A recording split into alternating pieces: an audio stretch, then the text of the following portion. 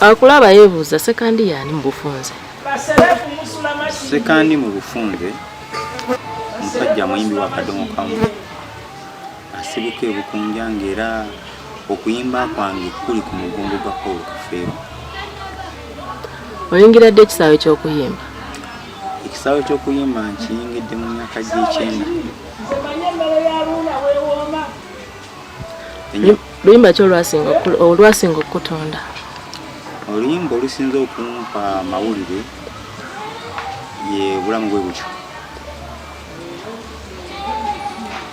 Kati mu kuyimba kuno lwaki okuyimba kategori yonna wasalawo okuyimba kadongo kamu?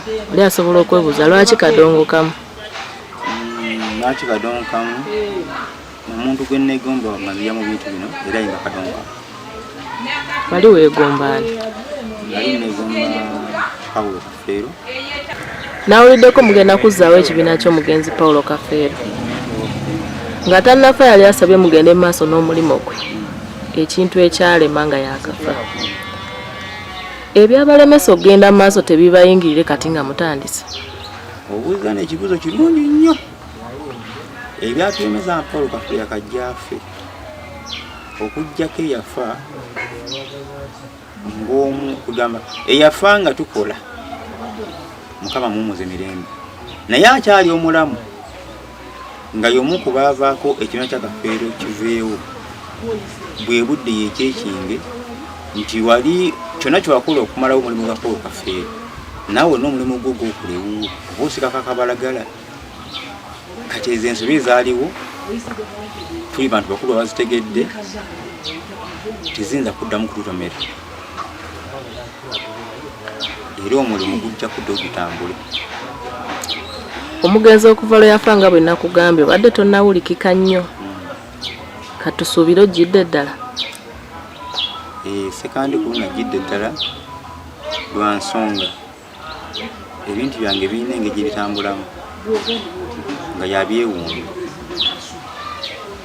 Bw'oba weefumiitiriza okutegera Ssekandi ajja atya ensi okumutegeera era Ssekandi ayinza kukomawo atya. Ekyo ndowooza kankirekere abawagizi bakirayiko obulabi lwa nsonga kiza okubona nti mmanyi nnyo okufumba nga lwona kwera kintu kivudde mu ffumbiro.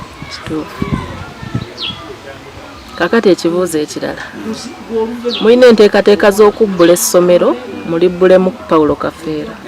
Lwaki ssomero? Kakati ekyo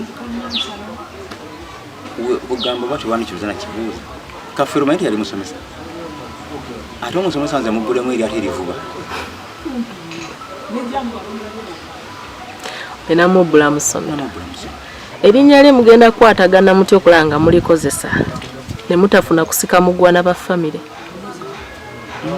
Paul Kafeero kyenkugambye nti omuntu anaakebera mu nsobi ezatusula ku luli bw'aba alina obwongo tayinza ate kuddamu kuteetawo mbeera ate tuza mu byakwaki mu byayita oba okitegeera.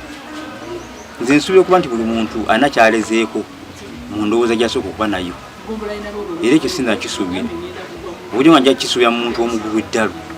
Bwe baali omuntu atandise okugwa eddalu asooka okujja n'aŋŋamba Ssekandi lwaki obbula Paul Kafeero omubbulemu essomero oyo mulinze nga ate nga mulalu era ate okuba nga ze nebbago okuva ekutabika kuba sinza kubako kyemunyege.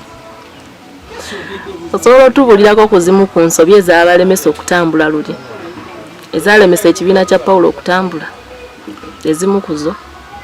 Ensobi ezo nandibadde nsobola zimenya naye okuba kiri nti abamu ku baazikola banneetondera kiba kyabulaba okudda mu kintu omuntu kyaga nti ensobi tuzitegerere Ssekandi tusonyiwe ate naye mba ate nkola ki mba siri musonyivu kuva ku ntobo ya mutima gwange.